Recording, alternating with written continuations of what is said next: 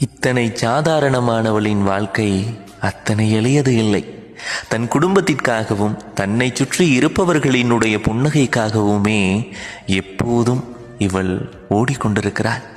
எல்லோரையும் போல இவளுக்கும் சில கனவுகளும் ஆசைகளும் இருக்கிறது.